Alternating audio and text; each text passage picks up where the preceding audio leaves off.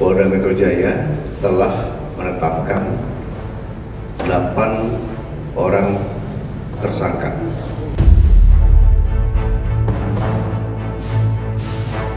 Soal ini bukan soal kecewa, bukan soal ini soal ilmiah tidak kriminalisasi atau tidak adil atau tidak. Iya. Laporan polisi sudah saya terima ya. Roy Suryo minggu ini jadi target akan ditahan.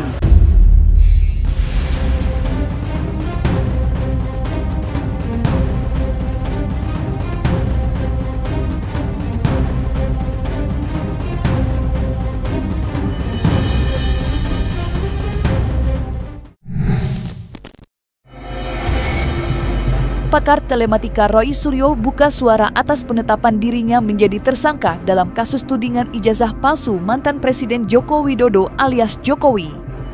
Mantan Menteri Pemuda dan Olahraga itu menghormati putusan Polda Metro Jaya dan meminta masyarakat bersabar karena proses masih berlanjut. Dan yang menarik, Roy Suryo menuding adanya dugaan kriminalisasi terhadap dirinya dan 7 tersangka lainnya. Bagi Roy Suryo, dugaan adanya kriminalisasi dan permainan hukum makin kuat lantaran kasus yang menyeret dirinya merupakan kritik publik mengenai arsip publik, yakni keterbukaan informasi ijazah mantan Presiden Jokowi. Dan seperti inilah reaksi Roy Suryo setelah dinyatakan menjadi tersangka dalam kasus pencemaran nama baik yang dilaporkan Jokowi. Polda Metro Jaya telah menetapkan 8 orang tersangka dalam perkara pencemaran nama baik, fitnah, dan manipulasi data elektronik yang dilaporkan oleh Bapak Insinyur Haji Joko Widodo. Penetapan ini dilakukan setelah melalui proses asistensi dan gelar perkara, di mana proses tersebut melibatkan ahli dan pengawas. Kami menetapkan 8 orang sebagai tersangka yang kami bagi dalam 2 klaster. Antara lain 5 tersangka dari klaster pertama yang terdiri atas atas nama ES, KTR, MRF, RE, dan DHL. Untuk tersangka dari klaster ini dikenakan pasal 310 dan atau pasal 311 dan atau pasal 160 KUHP dan atau pasal 27A junto pasal 45 ayat 4 dan atau pasal 28 ayat 2 junto pasal 45A ayat 2 Undang-Undang ITE. Kita sebagai warga negara bebas untuk melakukan apapun keterbukaan informasi dan penelitian, apalagi untuk dokumen publik. Yang saya teliti adalah dokumen publik. Ya, jadi ini akan menjadi presiden yang sangat buruk ya. Kalau ada seseorang yang meneliti dokumen publik kemudian ditersangkakan dan kemudian dikriminalisasi. Itu yang sangat. Dan yang kedua adalah kami tetap menghormati semua ini. Dan salah satu kuasa hukum saya adalah juga Pak Abdul Ghafur. Ya, itu salah satu tergabung dalam tim. Ya, tim anti kriminalisasi terhadap kami semua. Status TSK itu masih harus kita hormati dan sikap saya senyum saja. TSK itu adalah salah satu proses. Ya, masih nanti ada status menjadi misalnya lanjut itu baru menjadi terdakwa. Baru lanjut lagi menjadi terpidana. Di Indonesia ada orang dengan status terpidana saja inkrah sudah 6 tahun tuh inkrahnya ya, masih bisa bebas melenggang dan menghina hukum di Indonesia ya. Jadi artinya adalah tolong aparat hukum juga fair dan adil dan adil. Jadi sekali lagi sikap saya apa? Saya senyum, saya menyerahkan ke kuasa hukum, saya tetap mengajak untuk semua yang ke-7 orang lain, ke-8 orang untuk tetap tegar. Ini adalah perjuangan kita bersama rakyat Indonesia selaku masyarakat yang bebas untuk melakukan penelitian atas dokumen publik, tidak untuk dikriminalisasi, dan tolong aparat itu juga fair dan adil Karena jangan sampai ada orang yang punya status terpidana 6 tahun, inisial SM, ya itu masih bebas dan menghina hukum. Saya kira itu ya. Soal ini bukan soal kecewa, bukan soal ini soal ilmiah tidak, kriminalisasi atau tidak, adil atau tidak. Itu aja ya. Oke, jadi saya tetap tegar. Teman-teman yang lain, ya, Bang Respon Sianipar dan Mbak Tifa, Dr. Tifa yang seklaster dengan saya, kemudian dengan 5 yang klaster lainnya, ya, saya harapkan juga tetap tegar. Ini adalah perjuangan kita, perjuangan seluruh bangsa Indonesia, seluruh masyarakat melawan kezaliman dan kriminalisasi. Setelah ditetapkan menjadi tersangka bersama 7 orang lainnya, Roy Suryo tidak tinggal diam. Pakar telematika itu menyatakan siap menjadi tim analisis atas laporan yang dibuat pengamat kebijakan publik, Bonatua Silalahi, mengenai alasannya melaporkan KPU DKI dan KPU RI kasus ijazah Jokowi ke Mabes Polri pada Jumat kemarin. Dengan langkah hukum yang ditempuh Roy Suryo dan para koleganya, maka dipastikan polemik tudingan ijazah palsu mantan Presiden Jokowi masih akan terus bergulir. Dan inilah langkah hukum Roy Suryo yang menggandeng Bonatua Silalahi atas laporan baru yang dibuatnya di Bareskrim Polri. Saya selaku kuasa hukum pelapor, yaitu Dr. Bonatua Silalahi, mendatangi Bareskrim Polri untuk membuka laporan dugaan tindak pidana kearsipan, ya, terkait dengan keberadaan ijazah yang selama ini menjadi polemik di publik, yaitu ijazah Pak Joko Widodo sejak mencalonkan diri sebagai calon wali kota Solo 2 periode, kemudian calon gubernur DKI Jakarta, kemudian calon presiden Republik Indonesia untuk 2 periode. Hari ini yang kami buka laporan di Bareskrim Polri itu terkait dugaan tindak pidana kearsipan yang diatur dalam Undang-Undang Nomor 43 Tahun 2009 tentang kearsipan. Siapa saja terlapornya? Yang pertama adalah Komisioner atau Sekjen KPU RI periode 2014 sampai 2024. Kemudian yang kedua, Komisioner atau Sekretaris KPU DKI Jakarta periode 2012 dan 2017. Kemudian yang ketiga, Kepala Arsip Negara Republik Indonesia periode 2012 dan 2024. Kemudian pejabat Kepala Dinas Perpustakaan dan Kearsipan Pemprov DKI Jakarta periode 2012 dan 2017. Kemudian pejabat Kepala Dinas Perpustakaan dan Kearsipan Pemkot Surakarta periode 2005 sampai 2015. Dan yang terakhir adalah Komisioner dan Sekretaris KPU Kota Solo 2005 dan 2010. Ada 4 pasal. Yang pertama adalah pasal 83 Undang-Undang Kearsipan terkait dengan dugaan tindak pidana kearsipan. Kemudian juga pasal 86 Undang-Undang Kearsipan, pasal 55 tentang penyertaan dugaan tindak pidana, kemudian pasal 56 KUHP, 55 KUHP dan pasal 56 KUHP. Yang kami laporkan ini materi pokoknya adalah mengungkap keberadaan ijazah Pak Joko Widodo yang sampai hari ini belum diarsipkan di dalam lembaga kearsipan daerah dan kearsipan nasional atau ANRI. Kenapa? Berdasarkan Undang-Undang Kearsipan dan kemudian Undang-Undang Pemilu, kemudian juga peraturan KPU, dokumen seorang kepala daerah, dokumen seorang presiden terpilih, setelah melewati batas tertentu yaitu di atas 5 tahun, kemudian kewajiban lembaga arsip nasional dan lembaga arsip daerah adalah harus mengarsipkan itu di dalam kearsipan. Karena arsip itu adalah bagian dari identitas bangsa Indonesia. Saya hadir di sini adalah utamanya untuk bersedia dan support atas kasus yang dilaporkan oleh Dr. Bonatua dengan Pak Michael Sinaga dengan kuasa hukum yaitu Pak Abdul Ghafur. Ya, jadi inti saya hadir di sini adalah itu.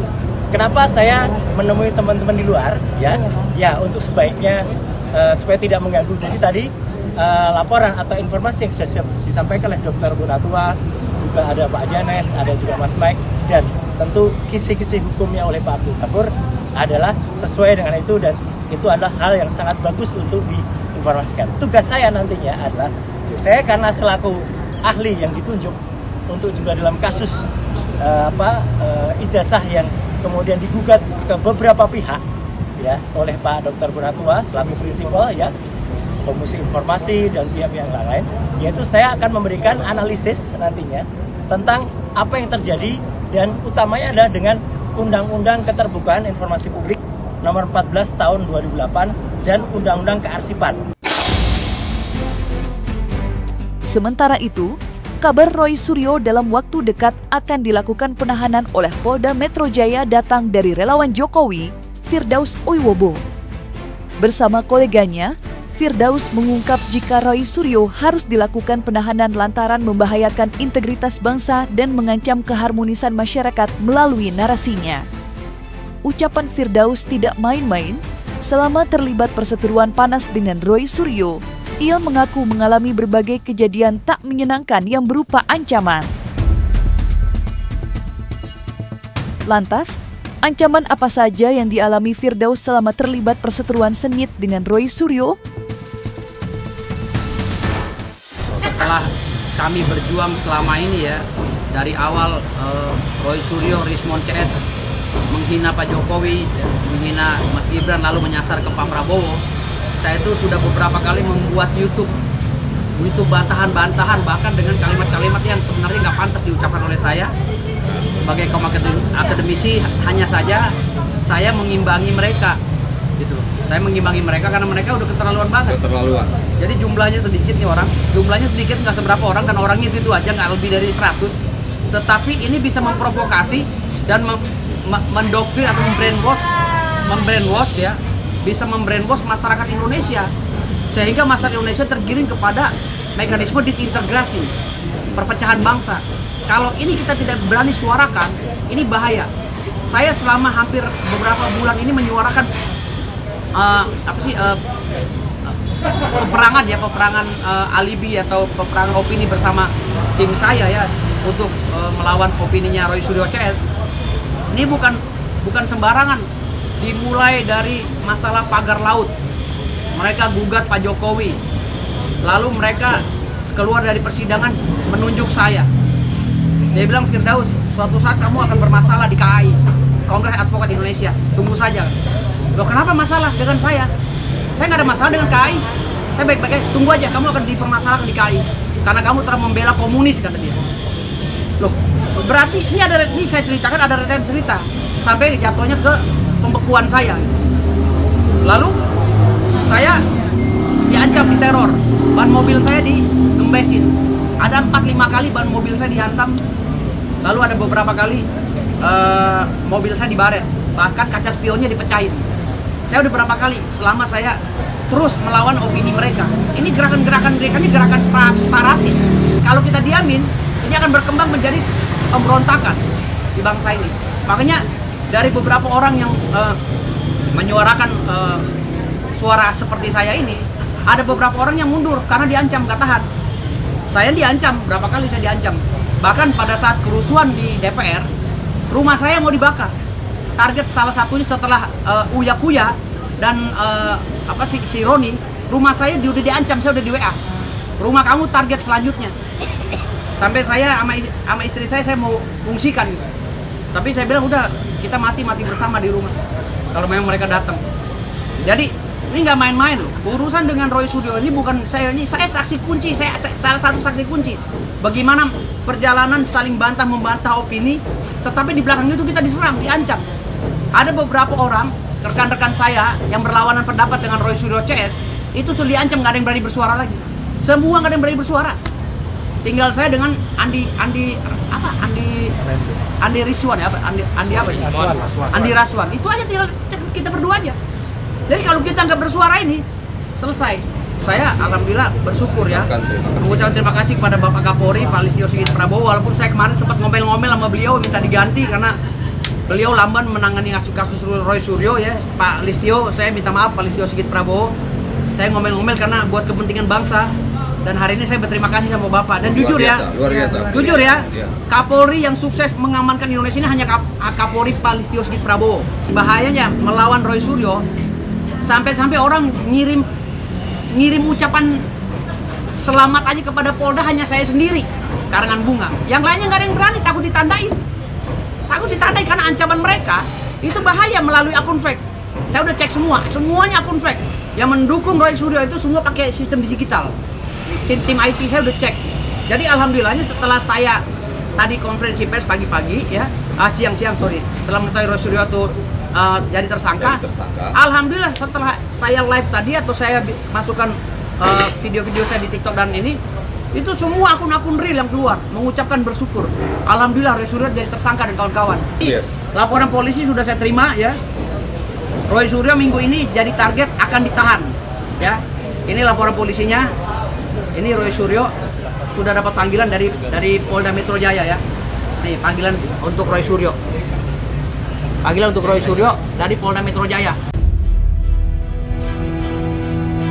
Sementara, Wakil Ketua Umum Relawan Jokowi Mania, Andi Azwan, yang selama ini berdiri di garis depan membela Jokowi dari tuduhan para seterunya, mengaku bahagia atas ditetapkannya Roy Suryo dan 7 orang lainnya menjadi tersangka oleh Polda Metro Jaya setelah 7 bulan lamanya proses hukum berjalan. Bagi Andi Azwan, ditetapkannya Roy Suryo menjadi tersangka merupakan kemenangan kebenaran yang hakiki atas rongrongkan para pembenci Jokowi. Lantas benarkah Andi Azwan akan mentraktir makan malam Roy Suryo sebelum dipenjara? Dan benarkah Andi Azwan juga akan membuat laporan kepolisian terhadap Rismon dan rekan-rekannya?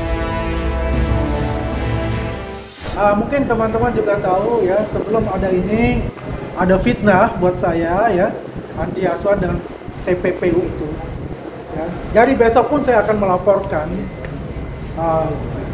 Rismon, kemudian Michael Sinaga dan kemudian Dennis Siahaan itu. Ya. Jadi semalam saya dengan Roy Suryo di Garuda TV dan memang saya katakan, Mas Roy, mungkin besok itu ada Jumat Keramat dan dengan lapang dada siap-siaplah menerima status tersangka itu. Ya. Jadi saya masih punya utang nih sama Roy Suryo. Utang apa, Pak? Utang saya adalah utang untuk mentraktir makan malam Roy Suryo sebelum masuk penjara. Ya kita tunggu aja bagaimana nanti Mas Roy Suryo menjawab ini. Tapi yang jelas adalah ini adalah kemenangan, bukan kemenangan hanya Pak Jokowi, tapi ini adalah kemenangan masyarakat, kebenaran yang hakiki dari seluruh masyarakat Indonesia. Perwakilan seluruh relawan Jokowi Prabowo Gibran, hari ini kita telah mendengarkan hasil dari 7 bulan penyelidikan dan penyidikan Polda Metro Jaya, dan kami mengucapkan terima kasih yang sebesar-besarnya, apresiasi yang setinggi-tingginya kepada Polda Metro Jaya yang telah memberikan kabar baik kepada kita semua bahwasanya dari 12 saksi terlapor ada 8 saksi yang menjadi tersangka. Jadi ada 4 yang memang tidak masuk dalam status tersangka. Dan ini menunjukkan bahwasanya ijazah Pak Jokowi itu adalah benar adanya, asli adanya. Selama 7 bulan kita berjibaku dengan para teroris ini dan teman-temannya, akhirnya kita memenangkan. Dalam arti bukan memenangkan suatu pertarungan, tapi ini adalah kemenangan dari suatu kebenaran yang hakiki. Alhamdulillah, semua teman-teman relawan Jokowi, Prabowo Gibran, dan juga seluruh pendukung Jokowi, masyarakat Indonesia yang menanti-nantikan sampai kapan bahwa drama ijazah palsu yang didengung-dengungkan oleh pasukan teroris ini, dan hari ini telah diumumkan langsung oleh Kapolda Metro Jaya, dan hasilnya adalah 8 orang tersangka dari 12 saksi terlapor. Relawan Jokowi Prabowo Gibran akan sujud syukur atas hasil yang telah diumumkan pada hari ini, dan sekali lagi kita apresiasi yang sangat setinggi-tingginya kepada Polda Metro Jaya secara profesionalisme, secara penuh dengan kehati-hatian, akhirnya semua terjawab. Oleh karena itu, tetap kita mengawal kasus ini sampai selesai, sampai ada putusan pengadilan yang inkrah, dan juga selanjutnya nanti kita tetap berkomunikasi baik dengan teman-teman dari jurnalis, juga dengan teman-teman yang lainnya. Ditetapkannya 8 orang menjadi tersangka dalam kasus dugaan ijazah palsu Jokowi mendapat tanggapan luas dari sejumlah pihak. Salah satu protes keras datang dari kuasa hukum Egy Sujana, Eli Daneti, yang meminta Polda Metro Jaya melakukan peninjauan ulang atas ditetapkannya Egy Sujana menjadi tersangka. Protes keras dilayangkan lantaran Egy Sujana dianggap tidak terlibat dalam polemik ijazah Jokowi yang dituding palsu oleh Roy Suryo dan rekan-rekannya. Atas penetapan Egy Sujana itulah, Eli Daneti membeberkan kekeliruan dalam perkara yang menyangkut kliennya terkait dugaan ijazah palsu mantan Presiden Jokowi.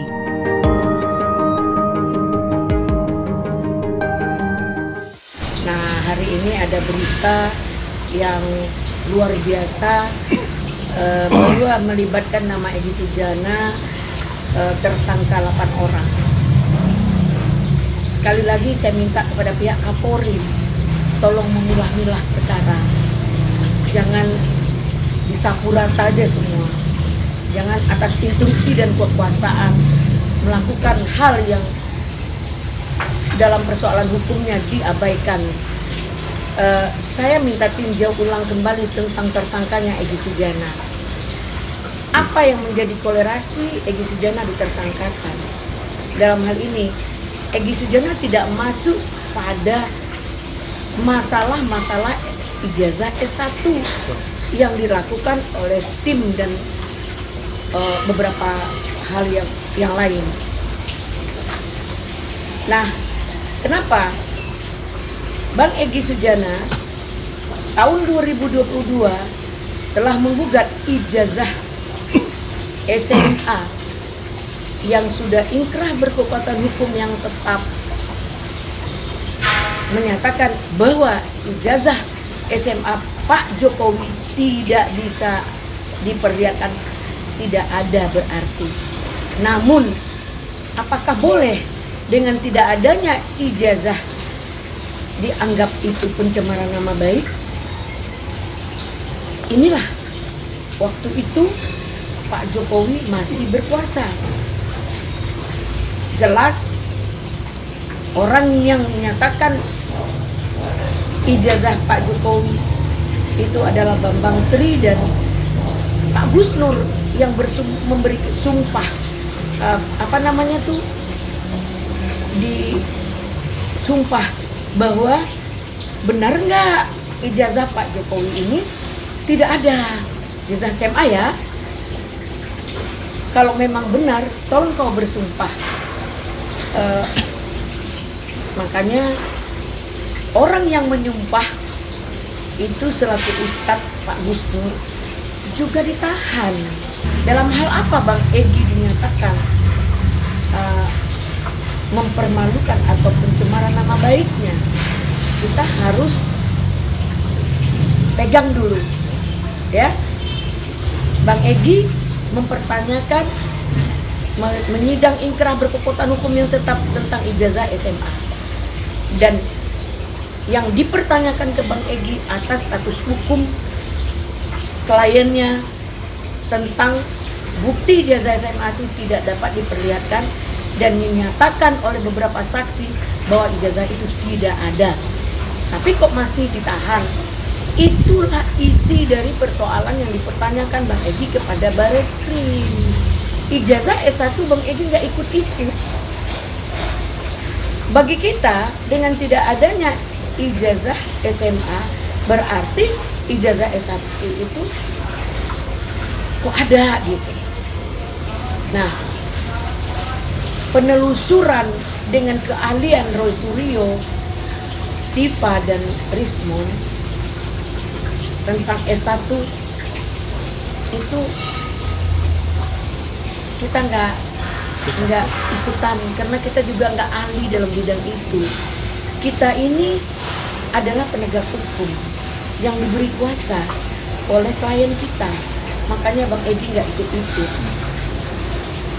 Kenapa sekarang diinkludkan, disamakan semua perkaranya, ditersangkakan Egy Sujana?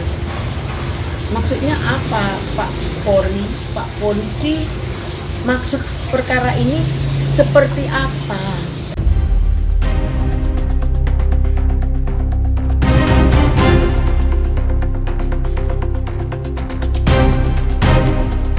Nah, selesai sudah, Cumi Lovers. Jangan lupa untuk like, subscribe, dan juga share channel YouTube Cumi Cumi.